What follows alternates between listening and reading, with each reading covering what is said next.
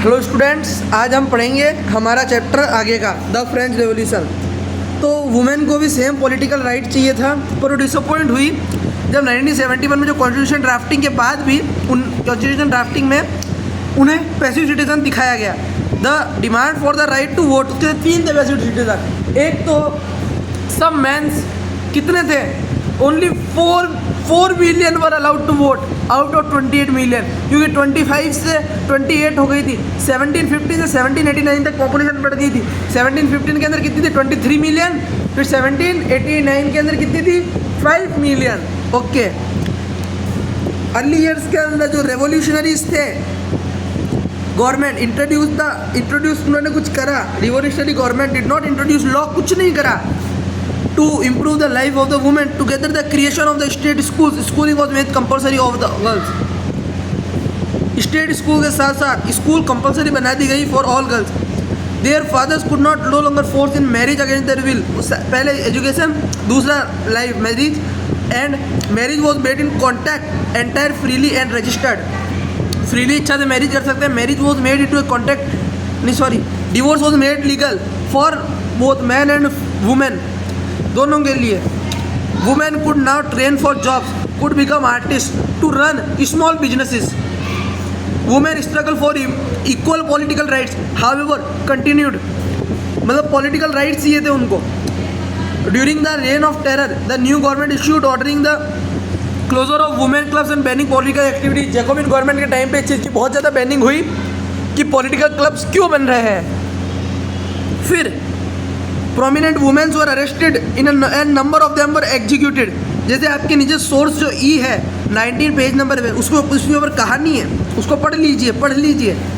Women's movement for voting right and equal wages did not continued through the next 200 years for many countries of the world. तो जो fight थी चलती रही, carried out through international suffrage movement, women suffrage movement. Suffrage यानी right to vote. जैसे आप कहाँ पढ़ेंगे इस चीज़ को, जैसे एक मूवमेंट था, मतलब बहुत पहले हुआ था, उसके अंदर मतलब वुमेन सफरेज के लिए मतलब राइट हुआ था। मतलब मेरे को उस कंट्री का नाम नहीं याद हो रहा, उधर हुआ था, ये उसी की बात है। In finally in 1946 that women in France won the right to vote. 46 के अंदर उन्हें मिला राइट टू वोट, भारत की आज़ादी से 1 साल पहले। द एबोलिशन ऑफ स्लेवरी, ये मैं सेकंड टॉपिक भी इसी में डाल रहा हूँ। The one of the most revolutionary social reform the Jacobian regime was the abolition of slavery बंद करा दी। उसके ऊपर तो लाल टोपी थी उनके पास, जिस टोपी ऑफ द फ्रीडम कहा जाता था, लिबर्टी कहा जाता था, उस रेड कैप को पहना जाता था ऑल स्लेव्स के द्वारा, वेदर मेल और फीमेल। द कॉलोनीज कैरेबियन, जितनी मैंने स्पेलिंग याद कराई थी, मार्टिनिक, क्यू, गुडेप्ल्यू, सैन डोमिंगो को याद कर लीजिए, तीनों के नाम याद कर लीजिए। For important suppliers of commodities. अब ये पर कैरिबियन और मैटिक्यून के बारे में सर्च कर लीजिए। मुझे डाउट है कि ये डैश क्यों लगा रखा है, ये पूरा नाम है इसका या क्या है। Suppliers of commodities such as tobacco, commodities, जैसे उसने क्या बताया था कि इनडायरेक्ट टैक्स किन पे लगता था।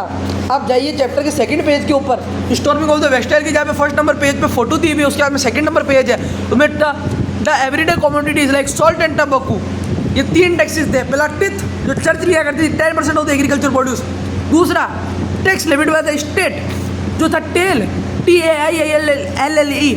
फिर अगला था indirect taxes impose by the tax, और इसी थर्ड स्टेट भरती थी, चाहे वो मतलब मिडिल क्लास ही क्यों ना, जो मिडिल क्लास इमर्ज हुई थी advantages and land to privileges के अंदर।